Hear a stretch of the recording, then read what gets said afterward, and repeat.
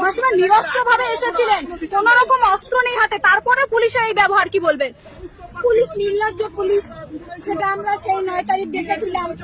তার মধ্যে যে এত নির্লজ্জ হয়ে যাবে,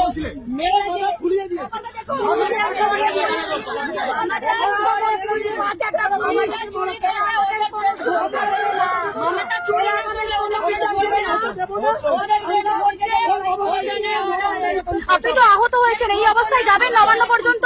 অবশ্যই যাবো।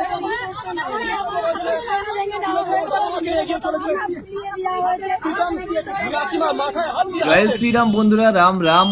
এই ভিডিওটা আগামী করব ভেবেছিলাম, কিন্তু যদিও কামু তো একটা কাজে করতে হয়, তার জন্য আমি ভিডিওটা কালকে করতে পারিনি। তবে কি হচ্ছে পশ্চিমবঙ্গে, বাঙালি নির্যাতন যেন মনে হচ্ছে বাইরের রাজ্য থেকে বেশি হচ্ছে। বাইরের রাজ্য শুনেছি বাঙালির নির্যাতন হচ্ছে, বাঙালিদের হেনস্থা করা হচ্ছে, প্রশাসন তাদেরকে ধরছে।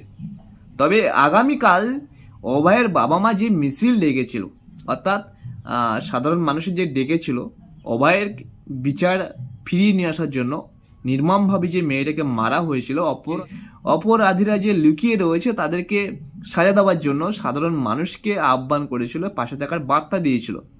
বাট সেই মানুষগুলিকে মারতে হলো প্রশাসনের। তারা তো গিয়েছিল খালি হাতে, তাদের হাতে ছিল কোনো অস্ত্র বা অন্য কিছু ছিল না। তাহলে তাদেরকে নির্মমভাবে মারতে হলো। তারা কারা ছিল? তারা তো এই বাংলা ভাষার মানুষ ছিল, বাঙালি জাতি ছিল, অন্য কোনো মানুষ ছিল না বস। তবে অভয়ের মাও বাবাও কিন্তু একজন বাঙালি, তাকেও কিন্তু প্রশাসন ছাড়েনি। প্রোটেকশন দেওয়ার কথা ছিল প্রশাসনের। অভয়ের বাবা মাকে প্রোটেকশন দেওয়াটাই পুলিশের কর্তব্য ছিল, সেখানে প্রোটেকশন না দিয়ে অভয়ের মায়ের আক্রমণ করেছে, আঘাত করেছে, অর্থাৎ লাঠিচার্জ যে সময় করেছে লেগেছে। এবার বলুন কি বলবেন? বাঙালি জাতিদের কাছে একটা প্রশ্ন থেকে গেল, পশ্চিমবঙ্গে কি সত্যি আপনারা সুরক্ষিত আছেন কি? থেকে গেল আপনাদের কাছে একটাই প্রশ্ন।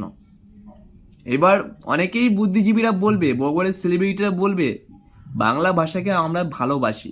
তো বাংলা ভাষাকে যদি ভালোবাসো, আগামীকাল যে বাঙালিরা মার খেয়েছে সেটা নিয়ে প্রতিবাদ করো।